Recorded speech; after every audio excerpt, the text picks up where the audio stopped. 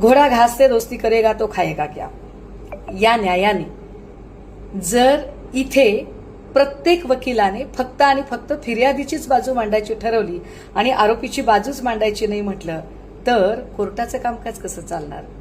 भारतासारख्या लोकशाही प्रधान देशामध्ये जितकी फिर्यादीची बाजू महत्वाची तितकीच आरोपीची बाजू सुद्धा महत्वाची, कारण याच देशाच्या न्याय व्यवस्थेने इथे कसाबला सुद्धा वकील देण्याची परवानगी दिली होती, हे विसरून चालणार नाही.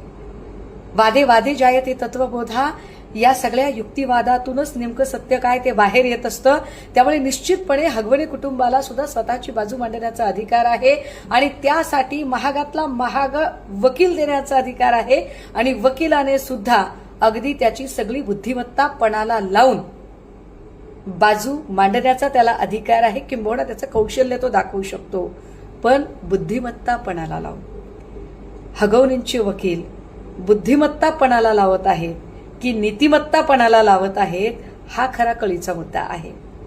कारण जी आज हयातच नाहीये आणि जी याच नेमक्या आरोपांनी कंटाळून गेली होती आणि या सगळ्या वागण्याने, या सगळ्या छद्मी बाणांनी जिचं अवघं आयुष्य घायाळ झालं होतं म्हणून तिने या जगाचा निरोप घेतला, तिला जर तुम्ही पुन्हा एकदा बदफैली करणारी ठरवणार असाल तर हगवणींचे वकील हे बुद्धिमत्तापणाला लावत नाहीयेत, ते नीतिमत्तापणाला लावतायत, याचं त्यांना भान असलं पाहिजे. आणि त्यासोबतच तुम्ही वकील म्हणून कितीही चांगले असाल पण तुम्ही माणूस म्हणून कसे आहात हे सुद्धा फार महत्वाचं आहे.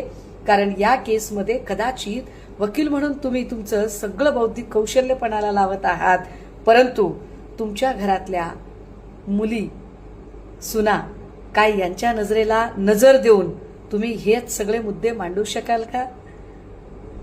उद्याला असं होऊ नये, परंतु कुणाच्याही कुटुंबातल्या लेकी बाळींना अशा पद्धतीची मारहाण होणं म्हणजे काय, जुजबी नवऱ्याकडून मारहाण होतेच होते असं जर कायद्याचे रक्षण करते वकीलच म्हणायला लागले तर कौटुंबिक हिंसाचार कायद्याला मग काय अर्थ राहिला? मला वाटतं हगवणेच्या वकिलांनी बुद्धिमत्ता खूप पणाला लावावी पण नीतिमत्ता राखून ठेवावी.